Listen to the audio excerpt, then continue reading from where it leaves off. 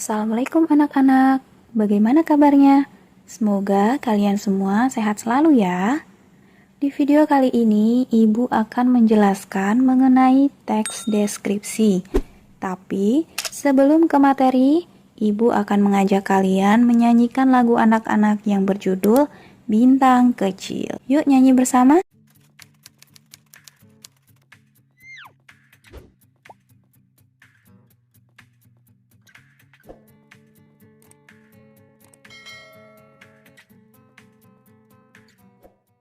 Bintang kecil di langit yang biru, amat banyak menghias angkasa.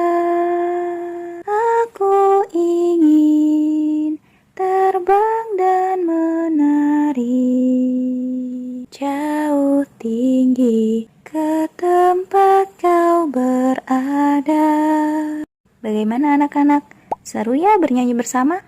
Oh iya, sudah ada gambaran belum mengenai teks deskripsi dari lagu Bintang Kecil tadi? Baiklah anak-anak, sebelum ke materi, Ibu akan menjelaskan kompetensi dasar teks deskripsi. Untuk pengetahuannya, 3.1 mengidentifikasi informasi dalam teks deskripsi tentang objek, sekolah, tempat wisata, tempat bersejarah, dan atau suasana pentas seni daerah yang didengar dan dibaca. Untuk keterampilannya, 4.1 menentukan isi teks deskripsi objek, tempat wisata, tempat bersejarah, suasana pentas seni daerah, dan lain-lain yang didengar dan dibaca. Selanjutnya adalah indikator pencapaian kompetensi. 3.1.1 Siswa mampu mengetahui ciri umum teks deskripsi dari segi isi dan tujuan komunikasi pada teks yang dibaca atau didengar. Yang kedua, siswa mampu menentukan ciri teks deskripsi dari aspek kebahasaan pada teks yang dibaca atau didengar. Yang ketiga, siswa mampu menentukan jenis teks deskripsi pada teks yang dibaca atau didengar. Untuk keterampilannya, 4.1.1 Siswa mampu menyusun kembali teks deskripsi yang telah dibaca dan didengar. Baiklah anak-anak, kita langsung ke materinya ya. Sebelumnya, tahukah apa itu teks deskripsi? Teks deskripsi adalah teks yang menggambarkan suatu objek, tempat, atau peristiwa kepada pembaca atau pendengar secara jelas dan terperinci, sehingga pembaca atau pendengar seolah-olah mendengar atau merasakan apa yang dialami oleh penulis. Jadi, dari pengertian tadi akan mengambil kata kunci teks deskripsi adalah teks yang menggambarkan suatu objek, tempat, atau peristiwa. Intinya itu ya. Dari pengertian tadi, Ibu akan memberikan contoh teks deskripsi yang berjudul Goa Pindul. Goa Pindul adalah teks wisata berupa gua yang terletak di Desa Bejiharjo, Kabupaten Gunung Kidul. Gua Pindul dikenal karena cara menyusuri gua yang dilakukan dengan menaiki ban pelampung di atas aliran sungai bawah tanah di dalam gua. Kegiatan ini dikenal dengan istilah cave tubing. Istilah keren dari cave tubing adalah susur sungai dengan menggunakan pelampung dengan tingkat keamanan sesuai dengan standar internasional. Di sepanjang gua ini ada aliran air yang begitu jernih dan pastinya juga dingin. Jangan kaget bila di tempat ini banyak kelelawar yang akan terbang ke sana kemari seperti sebuah sambutan selamat datang untuk para wisatawan semuanya. Baiklah anak-anak, pembahasan selanjutnya mengenai ciri-ciri teks deskripsi. Ciri-ciri teks deskripsi yang pertama, menggambarkan atau melukiskan sesuatu. Yang digambarkan bisa berupa makhluk hidup maupun bukan makhluk hidup. Kedua, topik yang dijadikan objek digambarkan dengan sejelas-jelasnya dan melibatkan alat indera. Alat indera itu apa saja? Seperti lihatan. Contohnya, gajah memiliki badan yang sangat besar, badannya warnanya abu-abu, dan memiliki belalai yang sangat panjang. Lalu, indera penciuman. Contohnya, Kopi yang baru ditumbuk langsung diberi air panas. Aromanya harum memenuhi seluruh ruangan. Selanjutnya, indera pendengaran. Kemacetan di perempatan semakin tidak karuan. Selain asap yang mengepul, terdengar klakson yang bersautan memekakkan telinga bagi yang mendengarnya. Untuk pendengaran itu ada kata klakson ya, jadi bisa terdengar. Lalu ada indera pengecapan. Misalnya, apabila kalian ingin menggambarkan bahwa es krim itu manis, maka perlu dijelaskan bahwa es krim rasanya manis. Lalu untuk ciri yang ketiga, membuat pembaca merasakan hal yang dituangkan dalam teks deskripsi.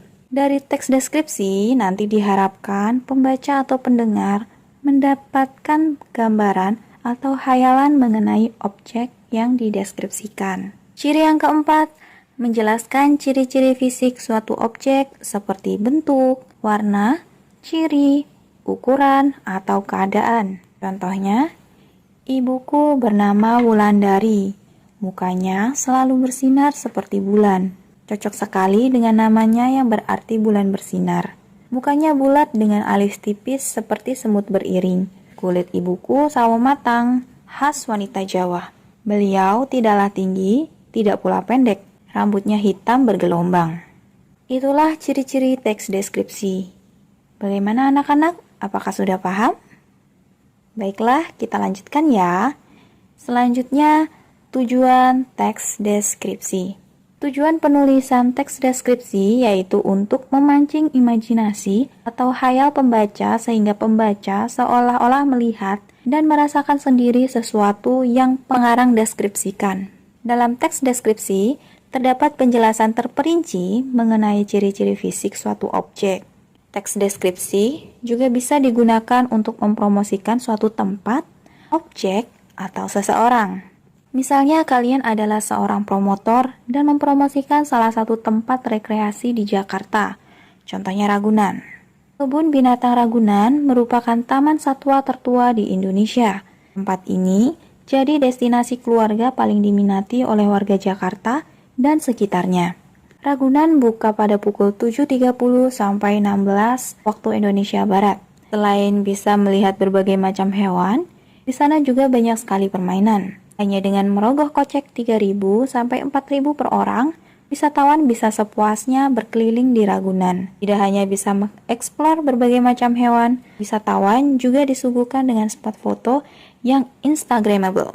Nah, buat kamu yang belum pernah ke sana, Ragunan menjadi salah satu tempat yang wajib kalian kunjungi. Selanjutnya adalah penggunaan bahasa pada teks deskripsi. 1. Menggunakan kata sinonim dengan emosi yang kuat. Contohnya, kucing itu sangat lucu, tingkahnya menggemaskan. Yang kedua, menggunakan kata-kata khusus untuk mengonkretkan. Konkret itu apa sih? Konkret itu artinya nyata dan berbentuk. Jadi, bisa dideskripsikan secara fisik. Contohnya, ketika kalian melihat gajah, hewan ini memiliki ciri badan yang besar yang berwarna abu-abu. Ciri khasnya terdapat belalai panjang, kaki kolumnar, kepala besar, dan telinga lebar yang datar. Lalu yang ketiga, menggunakan kalimat perincian untuk mengonkretkan. Misalnya, kalian menggambarkan sosok artis idola Raffi Ahmad. Raffi Ahmad merupakan salah satu aktor yang dikenal sebagai salah satu Crazy Rich di Indonesia.